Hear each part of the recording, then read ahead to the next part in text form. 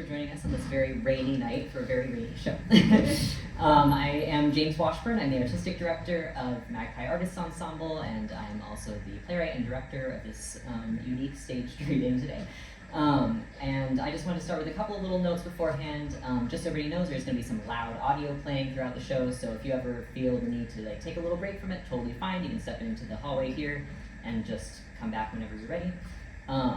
There's also going to be a 10-minute intermission in the middle, and out in the lobby we do have some little QR codes where you can fill out a little form with your thoughts about the show. We'd love to hear the answers to a couple little questions that we have as we're continuing to produce and work on this show. I'll also be out there after the show is over if anyone wants to come and just talk to me about it or nerd out over Shakespeare, whatever you want to do.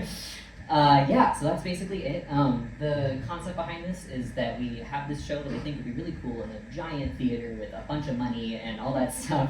And we're hoping that we can reach the right people to help make that happen, or collaborators of some sort. So if you enjoyed the show and you want to go on your play exchange and talk about it, or tell your friend who happens to be a millionaire, whatever you got, that would be great. We'll also have a recording available, so if you know anybody who just would enjoy the show, they can watch that for free as well. Yeah, I think that's just about it. So, without further ado, please enjoy Rust.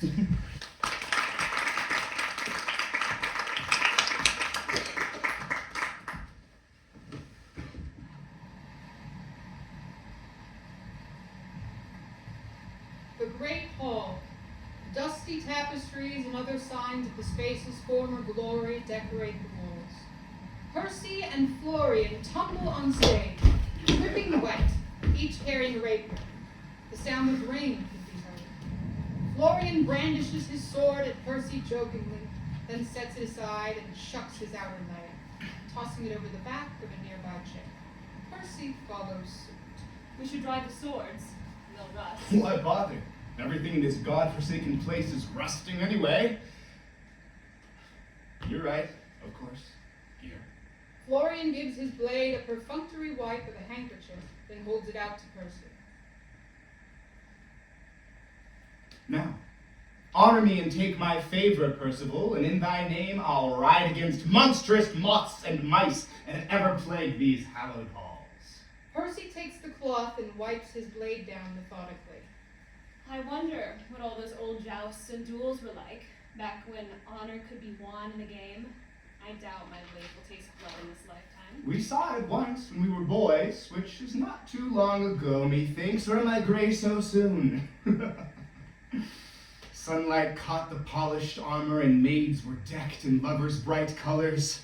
The smell of fresh earth and meat on the air, and the music played on without stopping. That was a long time ago, Florian, and it didn't seem so grand to me even then. I must remember wrong. My father's been muttering about hosting another for years. I'm sure it won't be long until we're fighting for the glory of the king ourselves. Now, on guard! Florian takes on a fighting stance and flourishes his sword. When was the last time you fought someone besides me, my lord? What, are you jealous or just tired of losing? Florian attacks, and Percy avoids him easily. It just seems to me that fighting the same man year after year might not be the best way to improve. They circle each other, perhaps another movement on one of their parts. After all, we have a certain rhythm. You might get lulled into a false sense of security. He attacks Florian, who fends him off. I think you may be projecting, Sir Knight. He comes at Percy, who avoids him by a narrower margin this time. Perhaps you're still a bit sharper than I thought. You do make quite the dashing figure, all wet and windswept. I had a dream that started much like this the other night. Florian is emotionally disarmed for a moment, and Percy takes the opportunity to try to get past his defenses. Florian recovers just in time, counterattacking and driving Percy back until he hits the wall behind him. You should know by now that flattery will get you nowhere. Is that so, Your Highness?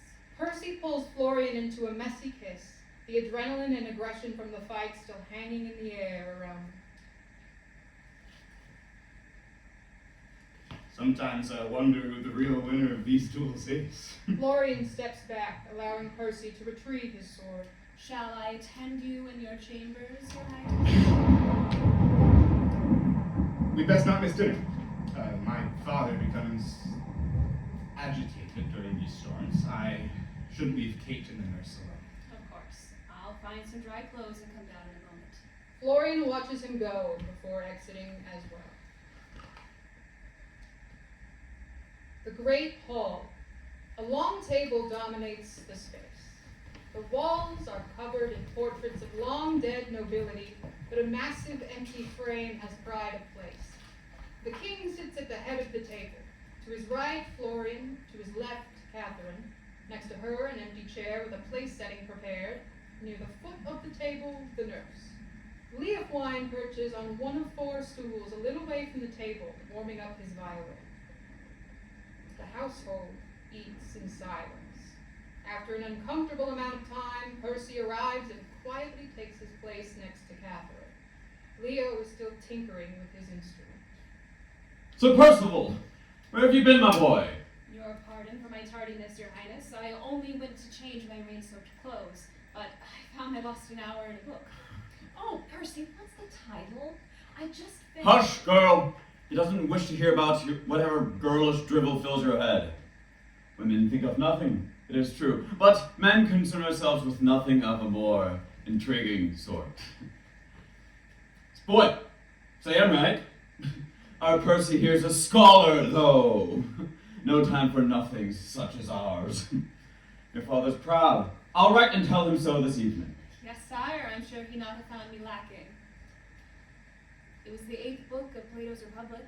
Interesting stuff. You can have it once I'm finished if you'd like. I'd appreciate that, Percival.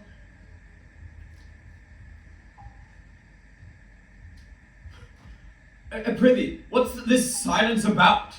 Why, haven't all you a word to say? Why, when I was young, we filled these ancient halls with laughter, shouts, and tears. Silence. That was a sign of war, that men had gone away. Are we not men? Leo, play something now. Bring back those wild days we have forgot. Leo lifts his violin, but does not play. The king doesn't seem to notice. Hey ho, money have I none, meat nor drink nor money have I none. Still I will be merry, merry, merry. Your Highness, the hour grows late. Your guests are restless. Let us all now retire. What's this? Oh, yes. Well, for the ladies' sake, we'll cut the evening short, eh, gentlemen? I thank you, uncle and most gracious host. Until the morning, Percy, cause adieu. A pity 'tis my sister cannot see her daughter grown. You must be married soon, before the fickle bloom of youth is gone. I say to you, as ever I have said, I only wait to know what union you would bless, your majesty. For now I go to my unmarried bed. She curtsies low and exits. Percy stands. I should take my leave as well, Your Highness, but I will be studying till my candle burns low if anyone is in need of me. Sleep well, my boy, and mind you don't wear your eyes out with all that reading. Percy bows in deference, then exits.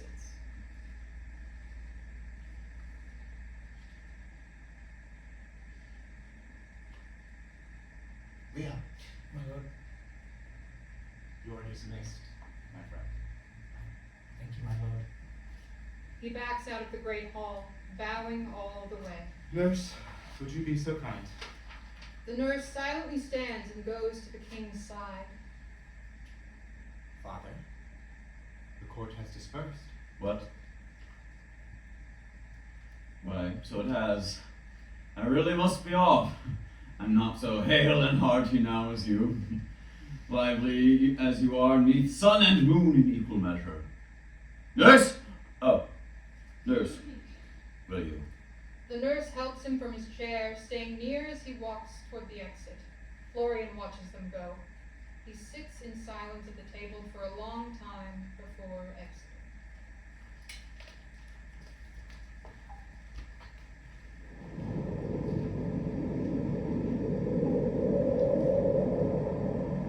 Florian walks down the long, narrow hallway, candle in his hand casting strange shadows on the walls. As he walks, the wind howls outside. Slowly, he becomes aware of music. The sound of a single violin, high and plaintive as it cuts through the chill night air. He stops. Hello? I know that song. Didn't someone sing it to me when I was small? Kate, are you there? But no, it wasn't her. Who?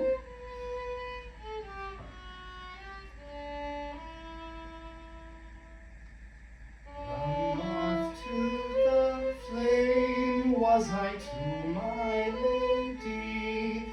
The flame to the parchment was she.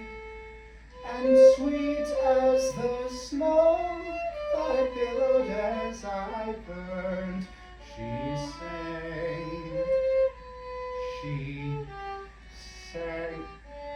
Drat! I can't remember. Hello? He stops dead, startled. A shadow looms as the music intensifies. Then a dark figure enters. Leofwine playing a violin. He doesn't seem to notice Florian. Leo, you gave me a fright. Well, Your Highness, what are you doing out of bed with the wedding tomorrow? Wedding? There's no wedding. But aren't you betrothed to Lady Helena? Come now, surely I'm right. I've written you the most beautiful reel to dance to at the feast. Helena was my mother, Leo. I am Florian. I thank you. You're confused. It happens to the best of us. What's this? Your mother? Oh, yes, I see it now. Only you looked so like your father in the shadows there. But the eyes. Your mother's boy, to be sure. Let's get you off to bed, old man. You shouldn't be wandering the halls like this. Some superstitious fool might think you're a shade here to stir up trouble. A shade, a ghost, a shadow, a moth to the flame. Come now. Come with me. That's it. We'll get it all sorted out. Florian leads Leofwine down the hall and upstage. The king's chambers. He lays in a massive bed, nearly engulfed by blankets and pillows. The nurse enters and busies herself tending to the fire, tidying up. Who's there? What are you doing? It's only me, Your Highness. She approaches the bed and smooths down the blankets, then lights another candle. You again. The nurse reaches to adjust his pillow, and he slaps her away. Fie, woman, leave me alone. Why are you still here anyway? Would have thought you'd be gone by now. All the others have abandoned their duties. I serve my king, Your Highness. Serve your king. Serve your king. 100 knights pledged fealty to me. The great hall rang with laughter then, and song and mead flowed like a river to our cups. We hunted the great stag for far too long, but I outstripped them all, and with my bow I felled the beast. Each arrow found its mark, and one sword strike to finally lay him low. No king or prince before had bested him. The branches on his brow told of how he'd won against my kinsmen, torn them from limb. The look he gave me was like that of dying men. Those eyes. My sword fell quick and true. I left the head and took no trophy then. I think I should have buried him as a rival king. Nurse, the force fell that day, I'm sure of it. Too late to build a pyre now, or mourn. Can you hear the hounds? Their baying grows Your ever Highness, nearer. there hasn't been a hunt here since that time. The deer have all died out. You haven't kept hounds for many years. You should rest. I'll attend you in the morning. The nurse turns to leave, but the king reaches out and grabs her arm, hard enough to bruise, and looks her in the face for the first time. Don't you speak to me that way, you uppity bitch. The kings of this land have hunted the great stag since we took the castle 1,000 years ago. My son will wet his hands with its blood upon his 25th year. Mark my words.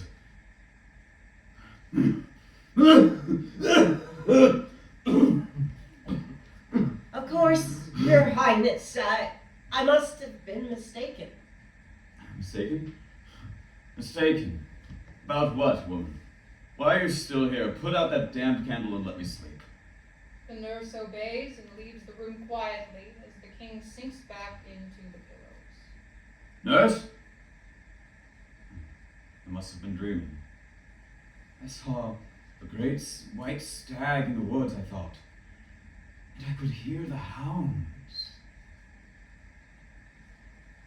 A long hallway. The nurse carries a bucket of coal as she walks. Her footsteps echo.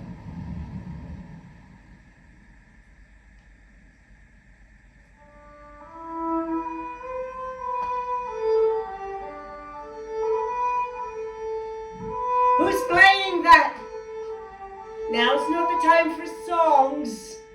I say, Leah Wine, take to your bed like any decent man. Let silence fill these halls till daybreak as it should. Be quiet, quiet. If you play tricks, then play them not with me. Which master roams these halls tonight? Sir Percy? Florian?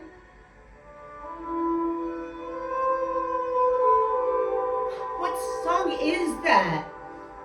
I say, what are you playing? The moth to the flame was I to my lady, the flame to the parchment was she, and sweet as the smoke that billowed as Lady Catherine? Is that you? she sang, "Wait, my love." The nurse drops her bucket and crosses herself. Fie! Silence, spirit! I'll not hear your song. Don't think to curse me with the tale you tell, but find some other soul than mine to burn. Catherine enters as the nurse cuts off the voice. She looks as though she just stumbled out of bed. Nurse, did you call me? I thought I heard you singing here, but 'twas some vile spirit sent to tempt my soul away from this frail earthly body. I didn't hear anything. It must have been the wind. Were you bringing that for me? My fire's fine. Take it to your quarters and go to bed. If you insist, my lady. I do. Sleep well. And you? Wait, Catherine. Go quickly to your room and take my blessing. The castle is restless. The nurse removes a crucifix that hangs around her neck and presses it into Catherine's hand, hurrying down the hallway and out of sight before Catherine can protest.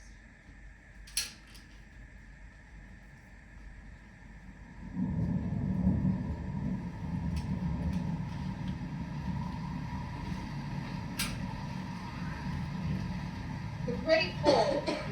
Catherine, Percy, and Florian sit at the long table. Catherine is playing solitaire with a tattered deck of cards. Percy is studying a map and taking notes in a journal. Florian bends over an ancient manuscript.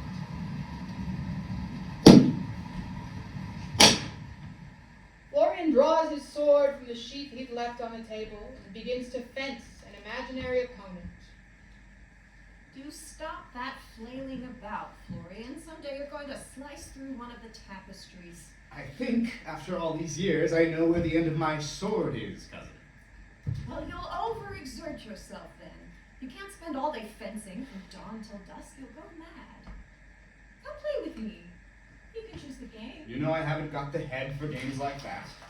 Well, I'll show you how to play. Well, Florian continues to practice with his sword, not looking at Catherine as they talk. You've tried before to no avail. I'm hopeless. You were 10, and you quit because you won. I see no reason why I should be better now. You play with her if you're so keen on it. Oh, you know I haven't got the head for it. We could have Leo come and play something for us. He only knows that one drinking song the king loves so much. Perhaps we could coax him to try something else. We should let him rest. At found him wandering the halls a few nights ago. He thought I was my father the night I wed my mother. There is a striking resemblance in some lights. You're wrong about the song, you know, Percy. How's that? The song? He was playing when I found him. It was something you used to sing to me, Kate. Something about, moth? I can't remember the words. How does it go? I'm not sure. Well, I've never been much of a singer, truth be told, though I often snuck off to sit with my baby cousin. I was the only one who could make him laugh. And he was so much more agreeable than all those foreign dignitaries the king made me walk around the grounds with. Are you certain you can't remember? The words are slipping away from me now, but it was so familiar. More likely it was something your mother sang, my dear. How I envied her voice when I was a girl. I don't remember that. I do. I know I came to court not long before she... But still, in those last months, she always seemed to be singing to herself. I remember she never seemed to smile. It's strange how only a year or two can change how clearly we remember and what thoughts young boys might have about things they can hardly understand. You know, I found Nurse wandering as well last night. She seemed quite shaken and told me she'd heard singing in the hall.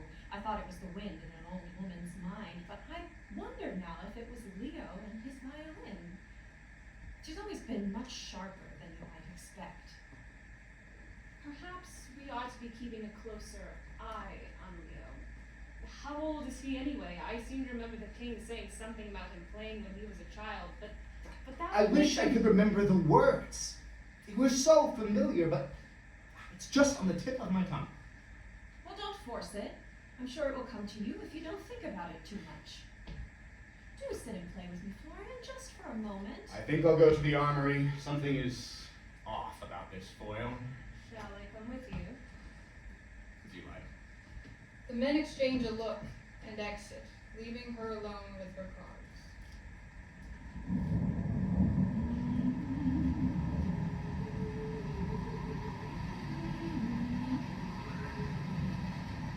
The great hall. Leofwine is sitting on his stool, tuning his violin.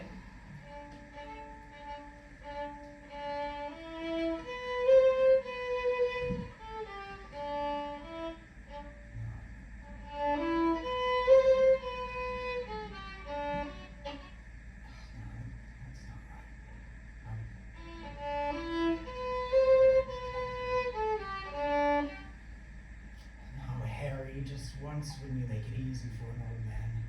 Always writing something new, always changing the notes.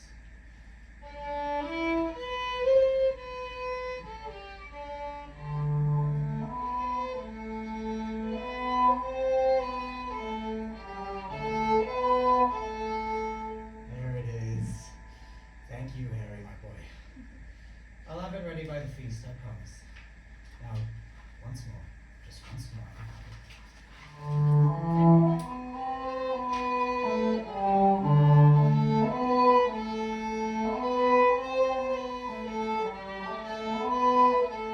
Beautiful work, Harry. Beautiful.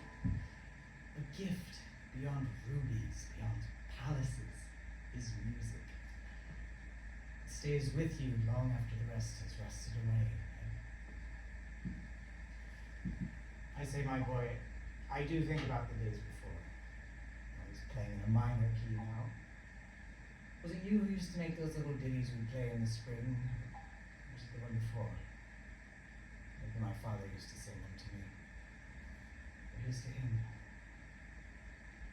The light all went out when my lady fell. But what order the pieces moved in, I can't rightly say. The story keeps changing. Just like you changed the melody. An old man can't keep up. Or was I just putting this away, was I? He stands and wanders upstage.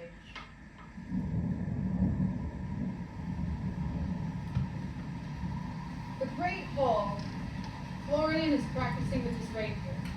Enter Percy. You're late. I didn't realize we agreed to meet. We always do. Florian lowers his sword. Why are you here, if not for me? I do have interests beyond crossing swords with you, you know. Is that so? What brings you to this hallowed hall, Sir Percival? Percy walks along the boundaries of the space, looking up at the faded portraits and tapestries. Florian watches. The art. The art. These walls tell the story of your entire bloodline. Don't you ever come here just to look? I did when I was a child. My father would pull me from whatever I was doing and drag me in here. Why? Why, to bask in the glory of our great house. He knew the name of every monarch here. Our line begins with blood and bone, my boy, for that is where the crown begets its weight. The bones of the kings who went before our time, the blood of those who stood against our rise. Our forefather, a king, took as a prize. The king whose daughter birthed our royal line in winter when the blood had washed away. We are twice royal, princess and usurper. Our glory ends when the sun sets and rises no more. Through famine, war, and greatest strife, we have continued. You'll wet your hands with stag blood, then a man's, and all will be as ever 'twas since Henry took the crown.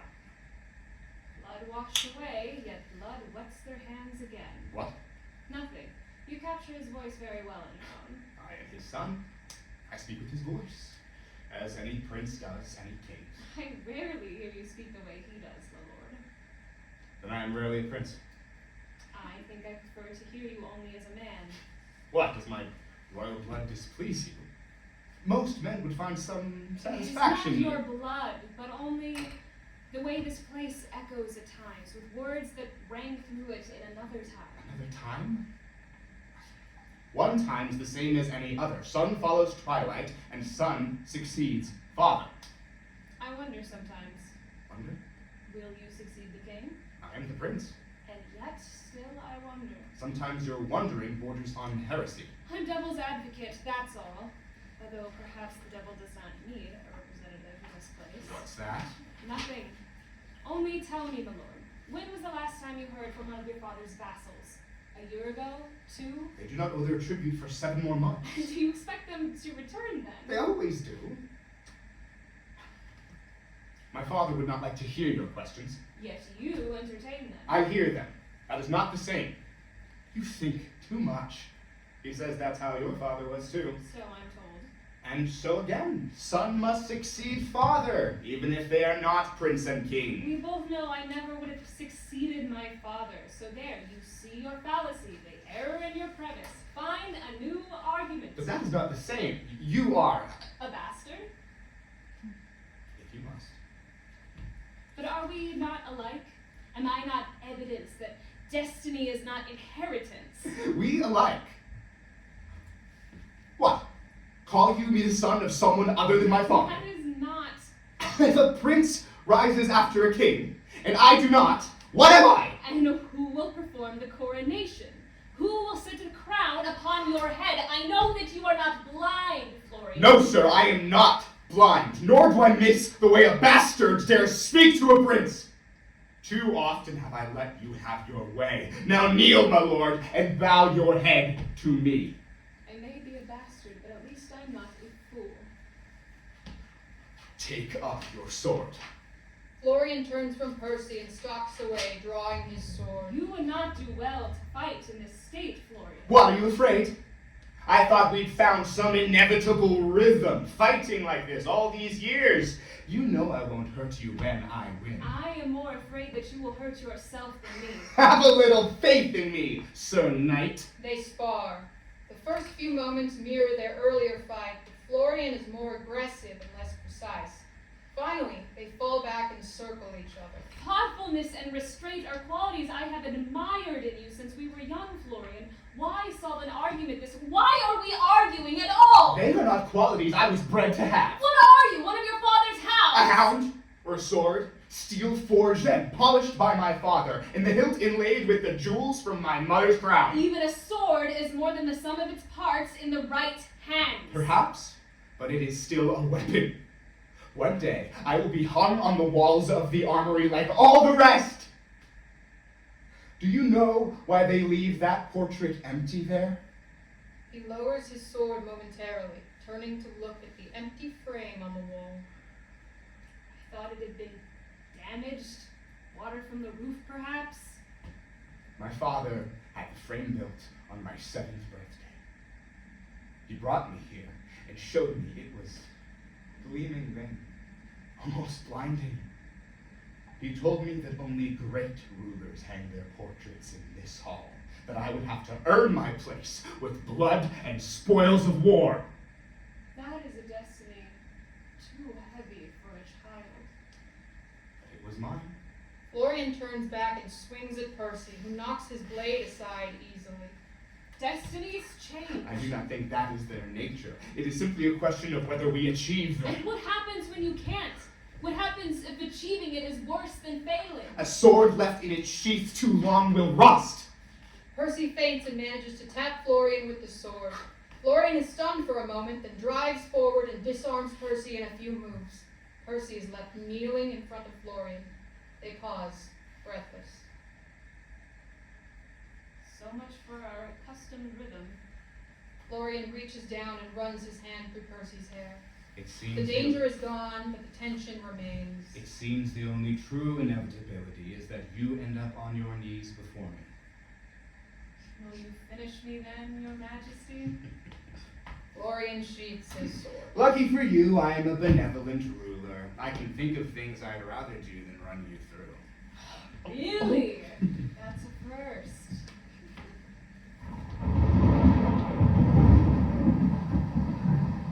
The king's chambers.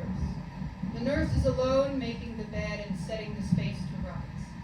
She goes to a massive wardrobe and begins taking out several dresses, shaking dust from them and setting aside those with tears or stains. As she holds up a beautiful but faded green gown, perhaps embroidered with jewels, Catherine enters.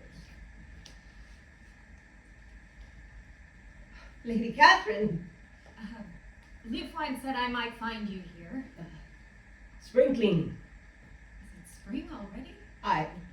It's been too long since these were seen to. I moved more slowly than I did. I must tend to them. Of course. These are the king's chambers, my lady. I'll be leaving soon if you could wait a moment. Oh, it's all right. The king is busy in the armory, and I don't think he'd mind. What's this? Her Majesty's wedding gown. Of course, I remember it now. I was barely more than a girl, and I thought she must be a fairy queen. She sparkled so. I resolved I'd have a dress like hers when I was married. I so wanted to be like her in those days. To shine like that. But it's faded now. You can hardly see the color. I've been neglecting these wardrobes far too long. It's all fallen to disrepair. The moths and the lady's jewelry all rusted. Though how gold rusts, I'll never know. I'm catching up now. It'll be polished and mended, and all will be right. Of course. There's so much to do. Too much for one person, really. I handle the household on my own. Oh, yes, I didn't mean. I really ought to take these to the laundry now, my lady. It's been too long since Her Majesty's things were washed. It isn't right. I'm sure she wouldn't mind, nurse. The dead get strange notions. I suppose they might. It is mine to clean up after them, my lady, as well as you.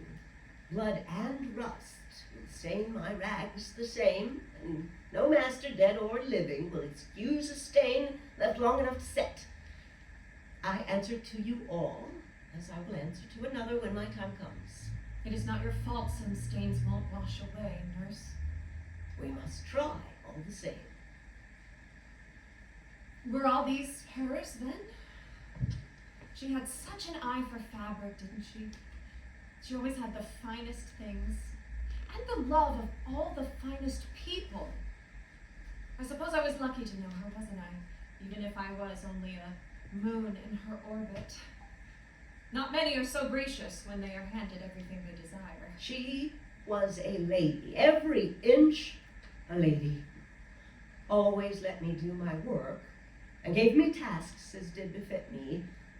All was proper for a time till...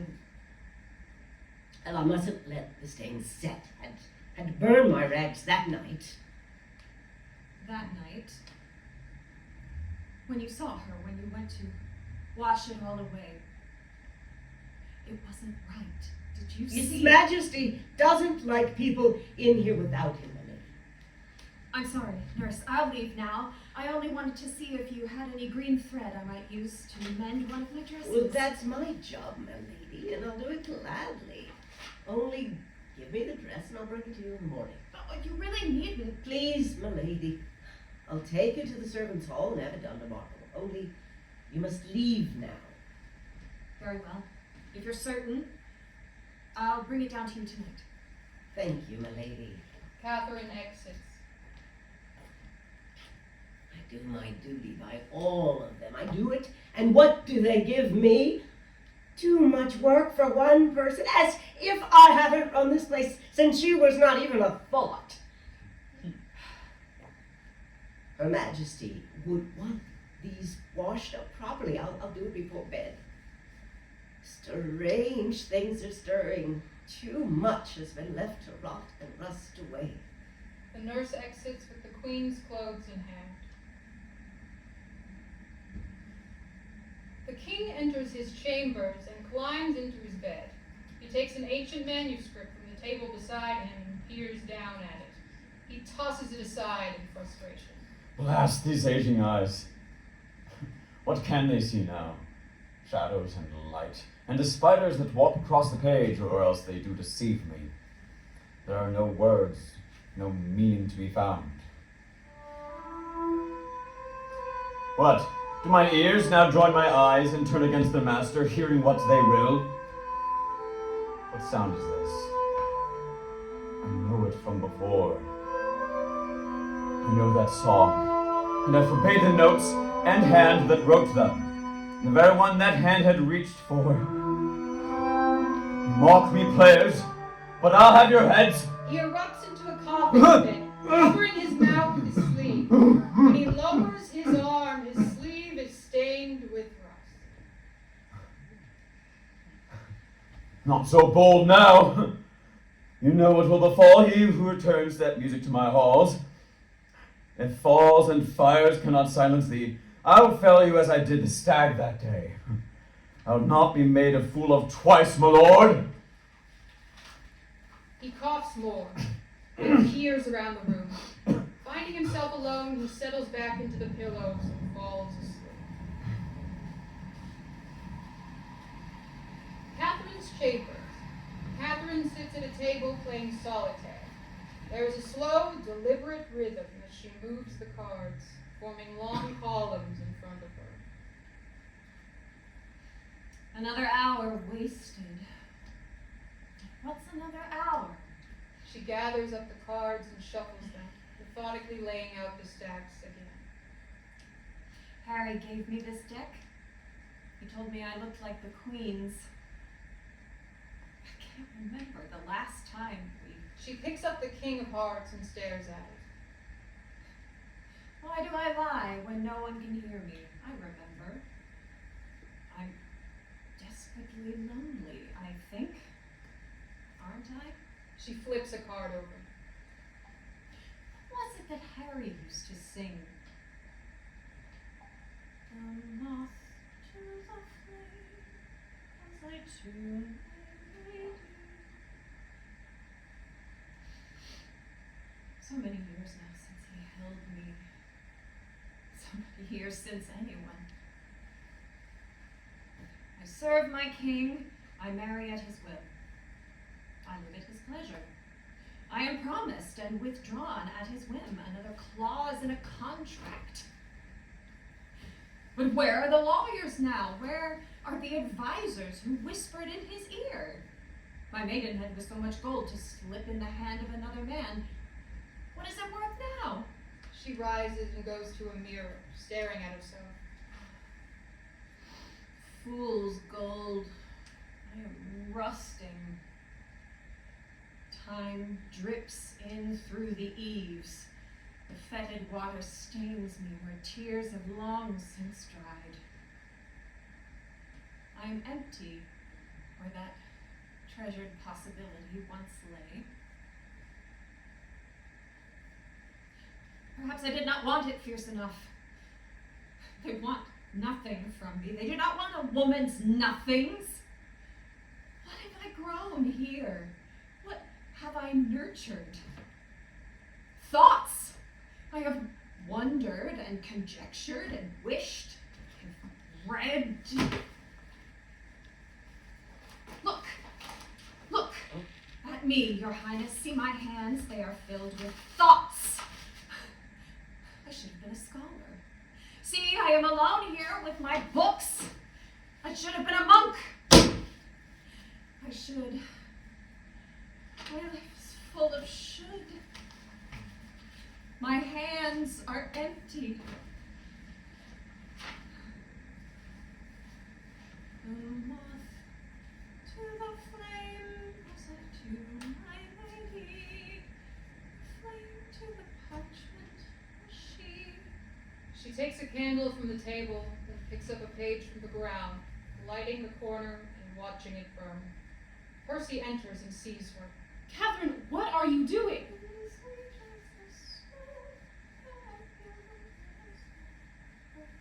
Catherine holds the paper as if she's about to drop it onto the scattered pile at her feet. Percy rushes forward and takes it from her, extinguishing the flame. I didn't see it there. What was that? Why were you burning this book? You could have got the whole room ablaze, milady. Please call me Kate. You know better by now. I suppose I didn't much like the story. I always found it too easy, didn't you? How the princess ends up with the prince at the end, all tied in a neat little bow. I don't think the princess would say it was easy, not after all she went through to get to the end. But we all know how it will end. With the princess and her prince and happily ever after. There's never any doubt, is there? Not for us, but for her, for everyone inside the story. They cannot know what kind of story they're inside, can they? They can't know how it will end. There are always 1,000 possibilities for them. Should you sleep, milady? It's very late now. Yes, I suppose I should. Dear Percy, such a sweet boy. Isn't it past your bedtime too? I'll go as soon as I take my leave. You were right, you know, that they don't know how it will end. But it plays out 100 times and the ending never changes. I think that would be a horrid fate, to make choice after choice and fight day after day and inevitably end where the story was heading all along. Even if it's a happy ending. I wouldn't know about that, would I? Good night, Percy. Sweet dreams. Good night. Percy exits. Catherine blows out the candle.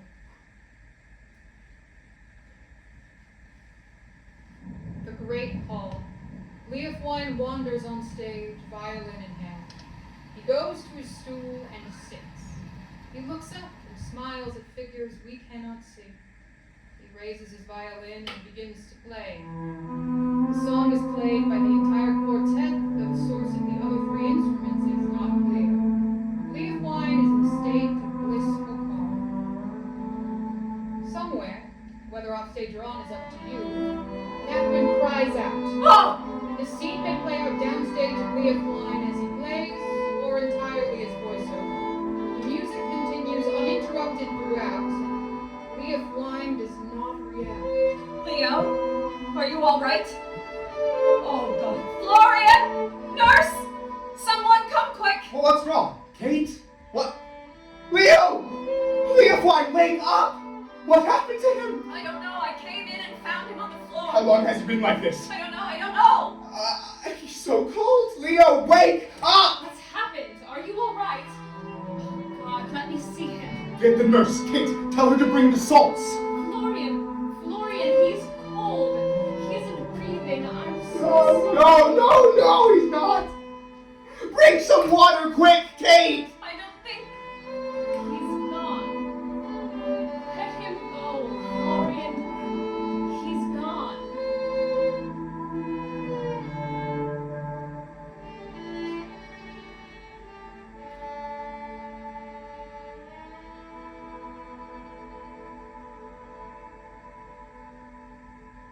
The quartet finishes their song and Leo rises and sets his violin on his stool.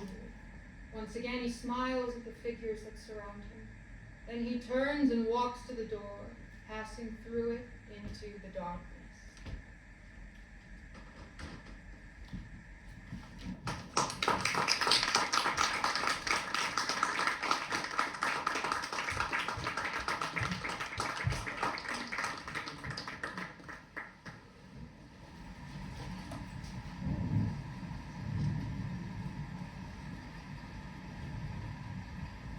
Florian walks down an empty hallway. Percy enters from the opposite side and hurries toward him. Florian, wait a moment, will you? I need to speak with you. I'm on my way to find Kate. I thought she might gather some flowers for Leo's casket. When the rain stops. She seems like she needs something to do. All that solitaire would drive me mad. That's what I wanted to speak to you about. What, solitaire? If it's that important, I suppose I could play a few rounds of something with her. It's just so No, mind-numbingly... about Kate. I'm worried about her. Worried about Kate? I went to lend her a book yesterday, and she seemed not herself. Well, she has always been a bit odd, you know? Though, I say it in love, of course. No, this was more than that. She had torn up a book and was lighting the pages on fire. I don't think she knew what she was doing until I caught her. Burning a book? You're right, that doesn't seem like her. Maybe it's just as well I'm going to see her now. Will you come? Of course. I'm sure it was a momentary lapse, and probably she's fine now and you'll think I made it all up. We'll see. They walk further down the hall and knock on the door. Kate, may I come in? Catherine? It's Percy and Florian, milady. Are you there? They confer silently, then enter Catherine's chambers. Every surface is covered in flowers, damp and wilting. Catherine is wearing the queen's wedding dress. The clothes are wet and her hair is tangled with flowers stuck in it at random. She rises from her chair and curtsies low to Florian. Your Highness, a most welcome surprise. But what brings a king to his cousin's chambers at this hour? Some matter of the heart, perhaps, Queen Helena? Actually, I wanted to ask if you might make some arrangements for Leo Juan. What, for the wedding? I think Harry's written something for him to play for all of us to dance to. I'm sure it will be lovely. No, milady. We meant to ask you about flowers for Leo's funeral. Why, this is most unseemly. A groom mustn't see his bride in her chambers before the wedding day. Although with a chaperone, I suppose. What are you talking about? Florian. What wedding, Catherine? You're talking nonsense. Have you been wandering out in the storm all day? I only went to the courtyard to find flowers for the wedding. Aren't they lovely, Your Highness? Of course, you always love me in daisies, I know, but I think I look better with the purple hyacinth. What are you going on about, Catherine? Surely you don't mean to marry Percy. You're old enough to be his mother. Florian. Percy, whatever are you talking about, Your Highness? You know you promised me to Harry, didn't he, my love? Of course, milady. The king was only making a joke, but it wasn't very funny. Why don't you rest now? You'll need your strength for the wedding. Rest. Yes, you're right. Dear Harry, always thinking of me. He thinks only of others, it seems, Your Majesty. Why, you've seen him take up little Florian when his mother grows weary. He's so gentle with him. You will make a wonderful father, my love. Catherine stares at him, then goes to lay down on the flower-covered bed. Percy and Florian quickly exit her room. What on earth is going on? It's gotten worse. She almost burned her room down the other night, Florian. But earlier, when we found Leo, she was distraught, but not. Mad? She is not mad. Then what do you call what we just witnessed, my lord? She is slipping now, just as Leo was, just as the king is. Listen, Florian, the palace is crumbling. Nothing is as it was. I am afraid for her. For all of us. This place will drive us all mad. A beat. They stare each other down. Florian turns and strides down the hallway, leaving Percy behind. The king's chambers. Early morning. The nurse enters and stokes the fire. The king stirs, buried deep in the massive royal bed. Who's there? 'Tis I, my lord. Is that my lovely Helena returned? Come in the light and let me see your face. It's been too long since you've graced my bed. Now, make no more excuses. Lord, you are mistaken. I'm just the nurse. What? Won't you come and bow before your king? No. I remember now how things played out. A queen no longer since you left our sight. You'll find the floor. I will show you now. The nurse drops the fire poker next to her and kneels as the king leaps unsteadily from his bed. You have grown old, my lady. Old and ugly. For this is what time makes of traitors, you. Your Majesty, I beg you, see my face. I am not Helena, but Eleanor, the very same who raised you as a child when I was very little girl myself. What trickery is this? You seek to make me question the evidence of mine own senses.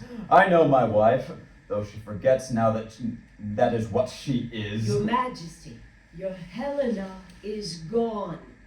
You saw her fall not 18 years ago. I am no queen, nor wife before God, but only poor Eleanor. Did you not see the one who tended every broken heart and bruised knee? You seek to cloud my mind, to blind me to your treachery, and block the music from my ears. But I hear it even now, as I heard the bells toll when I struck your body to the ground. You are mad. I love you, sire, but you are my king, but you are mad and gone from your own mind. Florian rushes in. Father, what's the matter? What is... The king picks up the fire poker, his focus on the nurse. Florian shouts Father! with attention, but as he turns and raises the poker at his son, the nurse stands and throws herself in his way. She is struck to the floor. My God. What have you done? He steps forward and easily wrests the poker from the king's hand. The king is dumbstruck. He is staring at the nurse's figure on the floor. Percy enters in a panic. Florian, what on earth? Nurse? The king falls to his knees beside her. He rolls her over and takes her hand, smoothing her hair from her face. She's dead. She's dead. Who did this? Florian?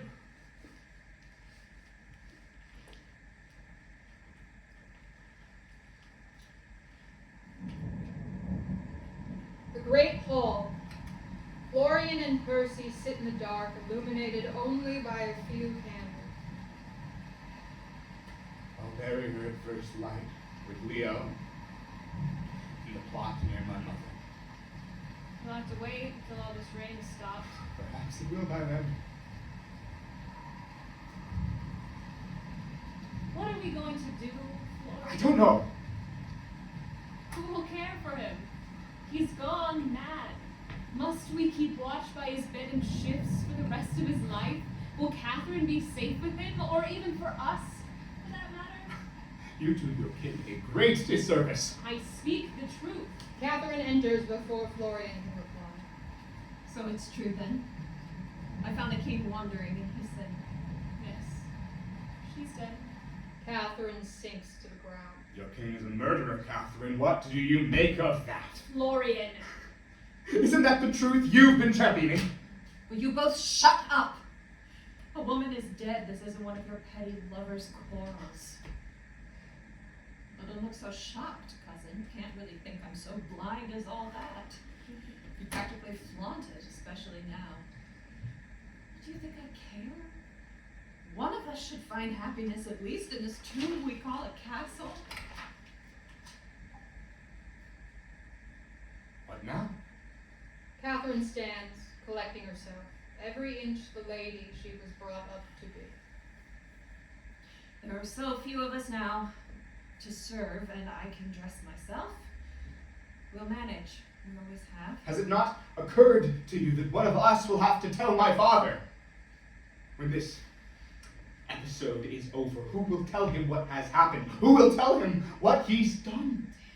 What if he's so easily distracted, perhaps he won't notice for a while.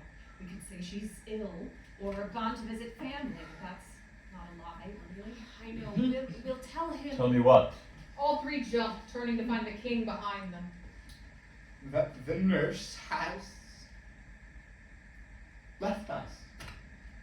Left us. She returned to the village this morning. Left us. And all the court behind her, too. Where has the time gone when they would have feared to leave their king in court without a word? Send men for her and have her dragged before me. I'll see her whipped before I'm made a fool. My lord, she's but one lovely woman. A king should not concern himself with those so far below his station as she. A king? Say you thou knowst what kings should do. Name me one battle you have fought and won, or even lost at that. Tell me, my son, how would you hold a kingdom in your fist when maids and dukes alike do as they please? Have you forgot your place, your destinies? You're fools, harlots, pretenders, every one. Now leave my sight, or learn what kings can do. The king lurches at Florian as if to strike him, then doubles over in a coughing fit. Florian and Percy rush to his side, supporting him. You should soon be abed, sir. You're unwell. Unwell? The hour must be later than I thought. Must be way, my lords. Find me tomorrow, and we shall plan a hunt to lift the spirits of this now dreary, deathly quiet court. The quiet's strange, methinks. It is too heavy, like dust upon a mirror, fog at noon. The words escape me. Bed, then. Adieu. The king exits, beginning the long walk across the hall before he has finished speaking. Catherine, Percy, and Florian share a look before dispersing.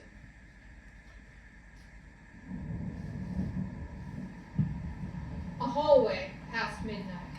Percy exits Florian's chambers in his shirt sleeves, doublet over his arm.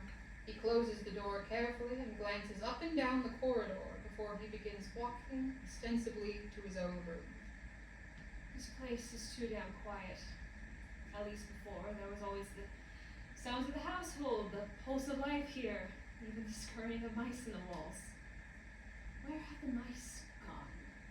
When did they leave? I'm talking to myself. I never used to do that. Hello? Leo! No. No, it can't be. There's no one here. No one can play like that. We set Leo's violin in the casket with him. I placed it in his arms myself. It cannot. I cannot hear it. I cannot hear it. Whose hands are playing now when his are still? Must I believe in spirits now? Only lead me and let me not think you real. It is madness enough to walk these halls at all.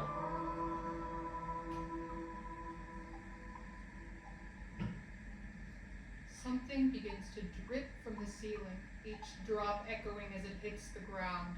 It looks like blood. My God, what is... He approaches slowly, reaching out his hand to touch the mysterious liquid. He examines his hand for a moment. Rust?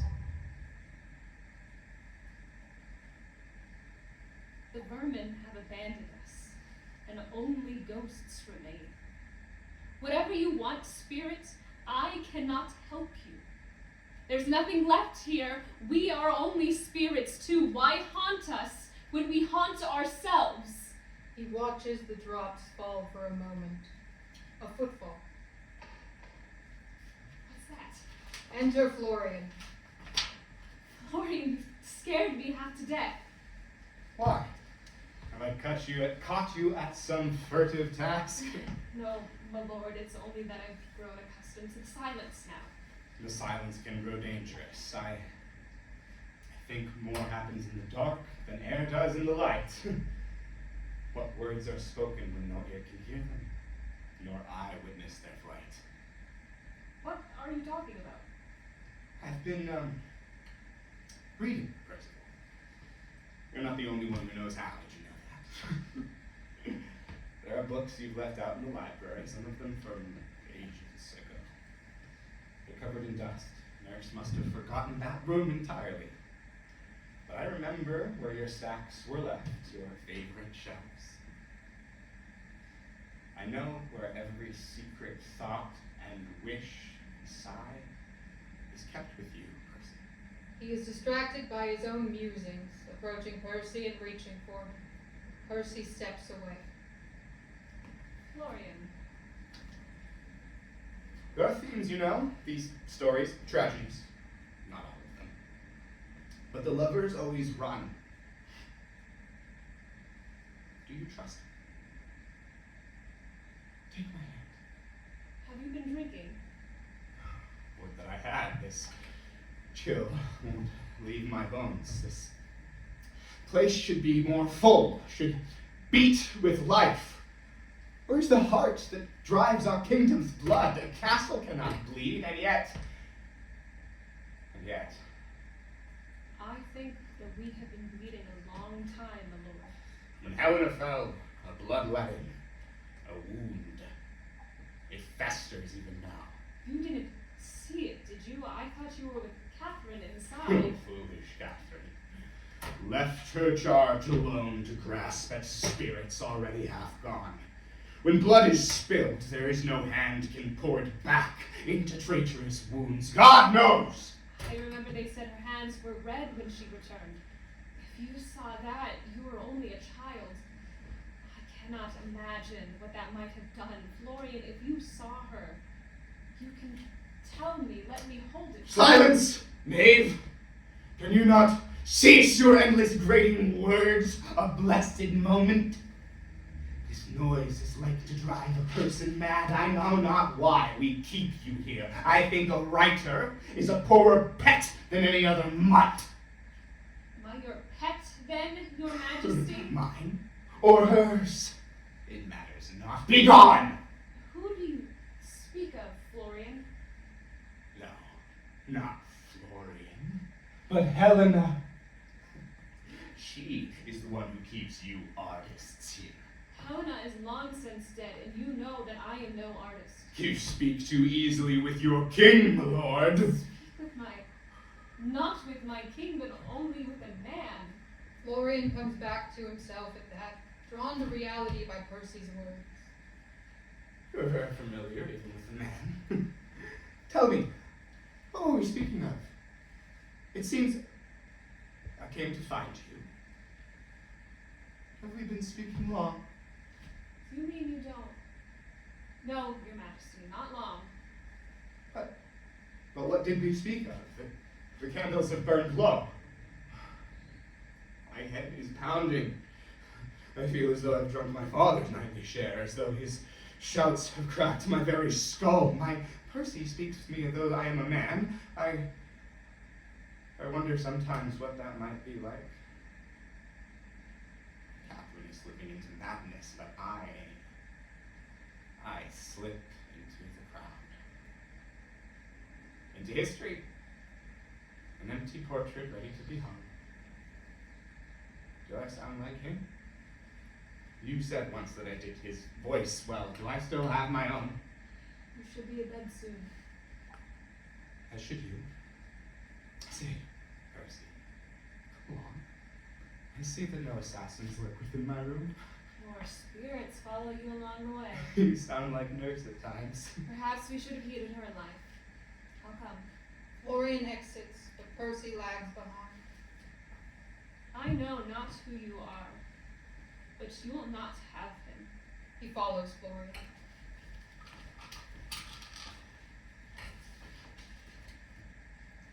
The king's chambers.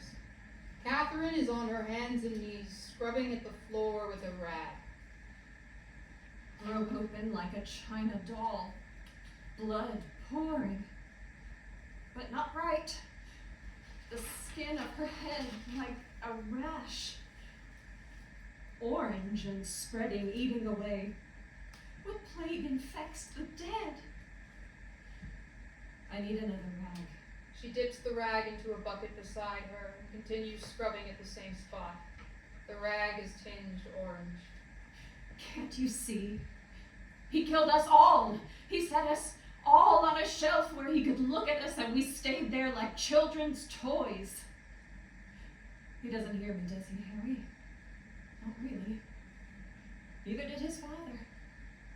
I told him she was too young and lovely for him. He thought that I was teasing his silly little niece. And I knew. I told him. Your Highness, a woman's mind is like a sword, forged in fire and sharp enough to cut. She will rust if you set her aside in the rain. She's not meant for a life like this. You wouldn't listen to me. And what do you expect to happen when you keep a weapon like a toy? Someone comes along and swings it. She stops, overwhelmed, sobbing. She stands again, smoothing her dress. She wipes her tears with her hands and then looks down, horrified. They are stained with rust. She looks in a large mirror set into the wall. Orange streaks mark where her tears fell down her cheeks. Enter Florian. What are you doing here, Kate? My face. Look at my face. My God, my hands. No, don't touch me, Florian. Stay back. What are you talking about? What's wrong? My face. Look at it. Are you all right? You've been crying. Yes, and look at my tears. Look at my hands. I don't understand. You don't see? What? Catherine wipes her hands on her skirt, pulling herself together.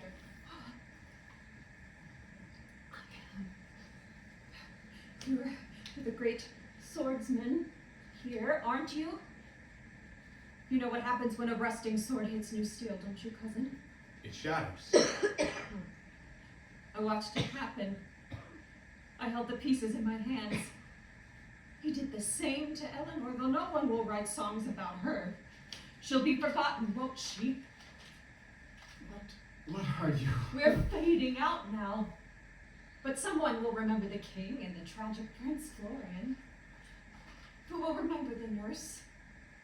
Who will remember the unwed lady, the nobleman's bastard son? God, will this floor never be clean? Catherine drops back to the floor and continues cleaning frantically. Florian kneels and stops her. Florian, cousin, you would tell me, wouldn't you, if I were going mad? Of course you would. My dear baby cousin. I'll finish here. Go find Percy and play it being nice. Are you sure? Of course. All right. I'll see you at dinner. Florian exits.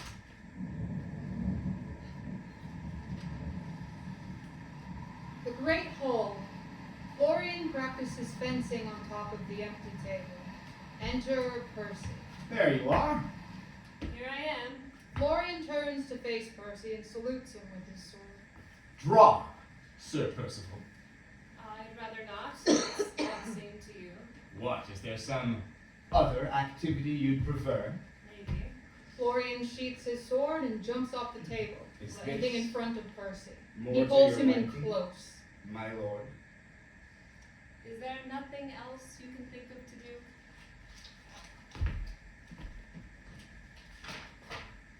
What do you suggest? I don't know. Do you not feel the ghosts about us, Florian? Ghosts. We are never alone here. These halls are too crowded. Sometimes I cannot breathe. Have you caught one of Kate's moods now? No, I don't think so. Although she may be the sanest among us now. It just seems...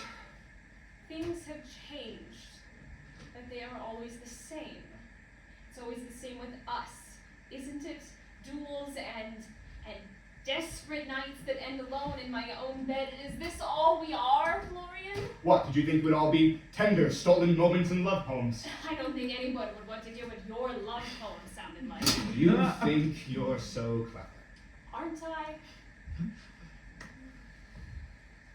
I'm sorry I can't be what you want. I thought you knew when you chose a prince. I am what I was forged to be. He turns to leave. Florian. There. That's what it would sound like. What? My love poem. It would sound like my name on your lips. I would never let anyone hear it, not because I'm a terrible poet, but because some sounds are made only for me. Florian, Don't! The truth is, I would never write that poem. Some things can't be written, or painted, or sung. You were meant to be in motion, Percival, with a sword or on the... Stop! We are not a couple of foolish, naive youths anymore. You don't have to work so hard to get me into your bed. But I would. Do you think in another life things would have been different? I think I can't afford to imagine other lives. Good night, Percy. Percy watches Florian exit. When he's alone, he draws his own sword, swinging it through the air with too much force until he finally hurls it to the floor.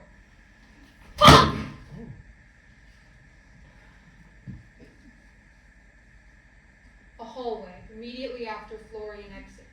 Florian is alone.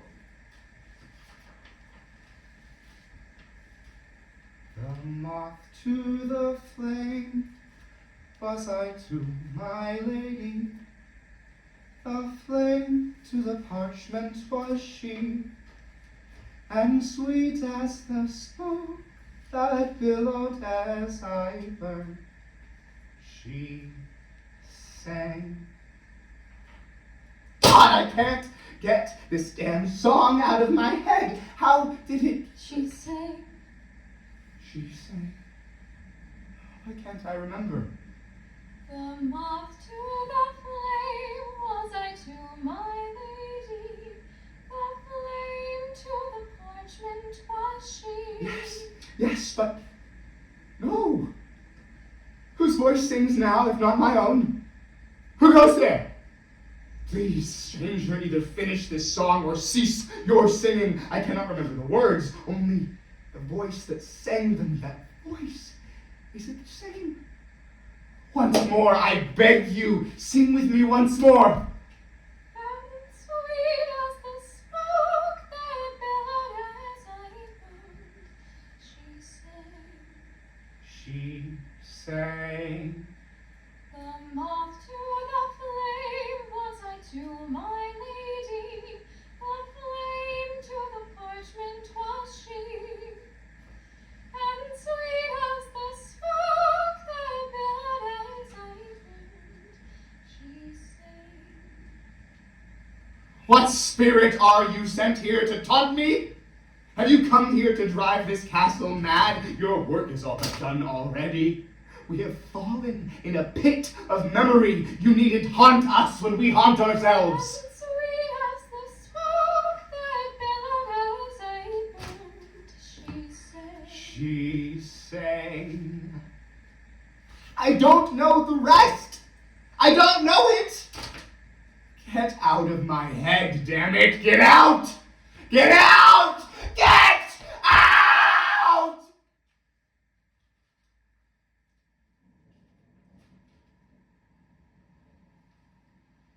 The great hall. Catherine, Percy, and Florian sit at the long table. Catherine is playing solitaire with a tattered deck of cards. Percy is studying a map and taking notes in a journal. Florian bends over an ancient manuscript.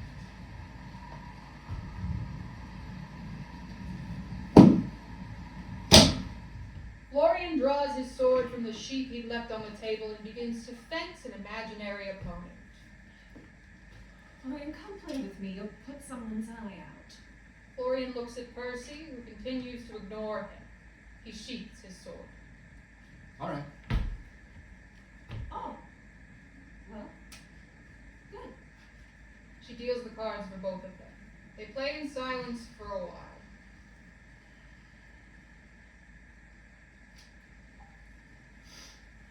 Are you all right? Yes, why? You keep scratching.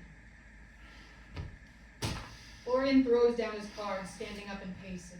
You nag like an old mother. How would you know? It's not as though you have one. Oh, Florian, I'm sorry. It's fine. He draws his sword and continues practicing. Catherine shuffles her cards and returns to solitaire. Percy watches her.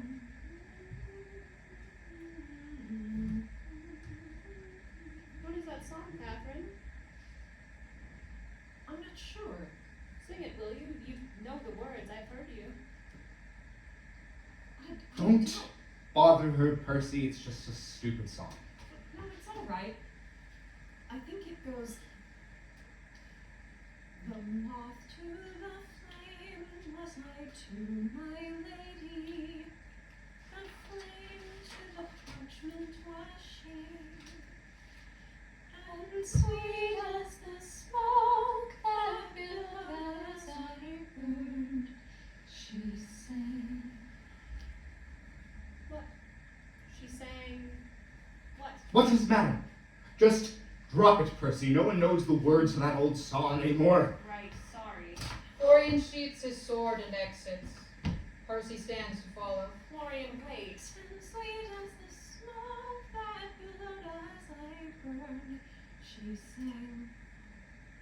Wait, my love, by the willow for me. What? Sing that again. The moth to the flame was I to my lady. The flame to the parchment was she. And sweet was the smoke that billowed as I burned. She sang, Wait, my love, by the willow for me. Then stood I that night by the old willow tree, and I heard her voice call on the breeze. My love will be thine when we take our flight. So wait, my love, by the willow for me. Why don't we all know that song? Where did it come from? Who? I don't know. Does it matter? We should all be abed by now anyway. She packs up her cards and leaves quickly. I knew it from somewhere. Where? Leo played it. And I think my mother sang it, like you said. She was always singing. I remembered when you said it. Some nobleman had written it, I think. I was so small. I remember my father wasn't pleased. What happened? I don't know. That was just before. She was gone within a few days, and everything before is just a blur. He so much displeased my father that I'm sorry, I didn't mean to. it's all right. I should be in bed as well. May I attend you, Your Highness? If you like. They exit together.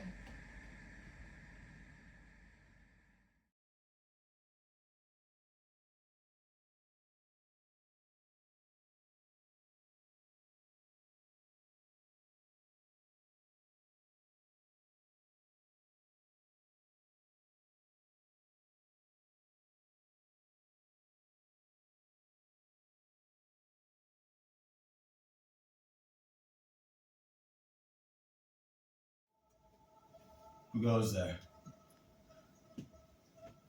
Why follow me, foul spirit? You blow upon the sands of time so that they fly up and scratch me in the eyes. I hold my hands up, but to no avail. I draw my sword and swing at nothing. Huh? Who goes there? That song again. I told you not to play it. I will not stand for disobedience in this proud house. I am your king. You'll hear me and obey. Silence! Silent fool! Did I not end your life the last time you played this song for me? Has hell expelled you now to toy with me? Thought yourself clever with your little song. Thought I wouldn't hear what you were saying. Thought I was old and stupid, near to death. I live and breathe. Your music holds no breath. The moth to the flame was I to my lady. The flame to the parchment was she. You'll end in flames. Should have burned as you as a witch. Should have built the pyre myself. And sweet as the smoke that billowed You have no outside breath. the You have no breath. We sang, wait my love, by the willow for thee. The ceiling begins to leak, orange liquid streaking down the wall. By the willow. Yes, by the willow. The willow burned. Should have strung you up by it. Stood I that night by the old willow tree, and I heard her voice call on the breeze. Did you think I would not hear your little code? The message your lover left for the wife I paid for? My love will be mine when we take our flight. I will not be made a cuckold. I paid in gold for queen and got a... By the willow. The king is racked with coughs again. He catches them in his hands, which come away orange with rust. He drops to his knees, coughing. Finally, he falls to the floor.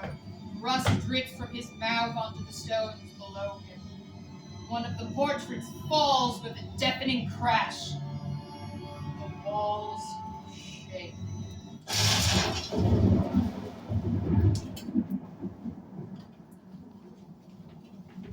Enter Catherine, dazed and panicked. She sees the king lying in a patch of rust and goes to his side, trying to wake him.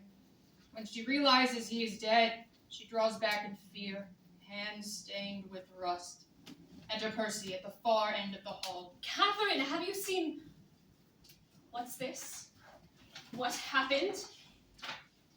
The king, what's that on your hands? Kate, what happened? God, the king. Enter Florian at the far end of the hall. He does not see the king behind Catherine and Percy. My cousin, what's the matter? What was that sound? Is that my king? Is that my blessed cousin? Your cousin, aye, but not your king. But they are one and the same some hours now. Is this another of her fits, Percy? Would that it were! Would that I were mad! Would... No. The crown has rusted, see? Don't take it. The king is gone. Long live the king. Sweet coz, I held you on my lap once. You are still that little boy, naive to all the world's cruel machinations. Get thee hence, I pray. Catherine, what is that upon your hands? Why, rust! Did you not hear? The crown is gone, eaten away by years of filth and rain. Catherine gestures at the crown, laying on the floor by the king. Stepping aside so Florian can see him lying dead on the floor, he rushes to his father's side. A most unnatural death it was. The stain seeped out of her onto the stones below. I know what it is to rot that way. I fear. Quiet! Quiet, help me, please, help him! Discarded on the ground like all the junk and treasures he had hoarded here before. She was too heavy for me on my own. She flaked away when I reached for her hand. She holds out her rust-covered hand, showing Florian. Who are you talking about, Kate? That is my father's blood! It isn't blood, though. Look. Her hands are stained with rust. Can't you see it? It's blood there, clear as day. Are you both mad? What trick are you playing? Am I mad then? Something is wrong. Something is wrong. My father is dead. Our Kate sees visions no one else can see, but now you share them. Is the whole world mad but me? Or is my clarity false as well? I do not know. Both, maybe, or neither. Another portrait crashes to the ground. Catherine looks up at the door as if someone has entered. Helena? Oh, my lady, forgive us. Forgive them, for they were children, barely old enough to know what he had wrought. Is it not ended? Have you not been avenged? The moth to the flame was I to my lady, and the flame to the parchment was she. Sweet Helena, come, look into my eyes. I all too well remember yours that night. The king is gone. He rested as you did. This boy is innocent. His birth is not his doing. Let him go. Give him the choice. And sweet as the smoke that billowed as I burned, There is still time for them. and sweet as the smoke that billowed as I burned. Go, get out. Get him out, Percival. There isn't much time. It's touched all of us. She can't stop it. Come with us. I cannot go, sweet boy. I never could. This haunted, hallowed house is all I've known. You must go where I always feared to tread. It isn't fair. I know. Florian, we have to leave. We have to get out of the castle now. No, my father. There's no time. We have to go. Where? I don't know. I can't leave this place. Another portrait falls. The sound of the rust dripping down the walls amplifies. The walls shake. Of course, you can come with me. The door is just there, Florian. We don't have much time. No, you don't. This is my home. I've never known anything else. My family has lived here longer than memory. All that I am is here. And what are you? What? What are you? Crown prince of a kingdom with no subjects, heir to a throne that has run into nothing. Another portrait falls. The people. Only the empty frame remains. The people will return. Our house will be great once more. It will be great again. That's your father talking. What is the truth? I don't.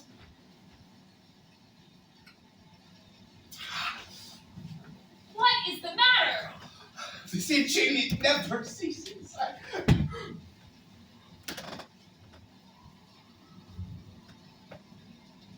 Oh, God. Florian. It's too late, isn't it? No, it isn't. It can still be repaired. Look at me. You are not beyond repair. But you have to come with me. Florian stares at his arm, pulling away from Percy. He walks away unsteadily, stares up at the empty frame on the wall, which is lit with eerie light. What is a king without his crown? Let's find out.